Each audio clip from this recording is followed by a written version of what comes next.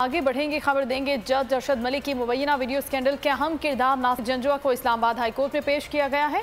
अलबत्ता उनके वकील रिजवान अब्बासी आज अदालत में पेश नहीं हुए। रिमांड मुकम्मल हुआ था और उसके बाद अब इनको पेश किया गया है अदालत में, लेकिन उनके वकील रिजवान अब्बासी अदालत में पेश नहीं हुए। बोल न्यूज़ के नुमाइंदे शहजाद अली हमारे साथ मौजूद हैं, उनसे मजीद तफसीलात जानते हैं। शहजाद, बताइएगा, नासिर जंजुआ तो अदालत में पेश हो गए, उनके वकील क्यों नहीं पेश हो सके?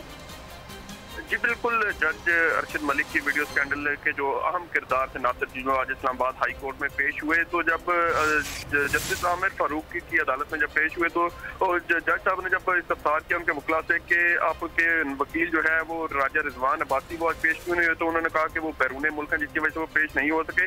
तो जिस पर जस्टिस आमिर फारूक की जानिब से यह कहा कि दरख्वास्त पर आज ही मुनासिब हुक्म जारी करेंगे। मुलजिम के वकील रिजवान अब्बासी के मामूल मुखला की जानिब से इल्तवा की दरख्वास्त मुस्तरद कर दी गई है। अदालत का बरमी एक करते हुए ये भी कहा है कि कुछ देर में ऑर्डर जारी करेंगे। FIA की टीम नासिर जंजुआ को गिरफ्तार करने के लिए कमरा अदालत के मरकजी दरवाजे पर मौजूद है।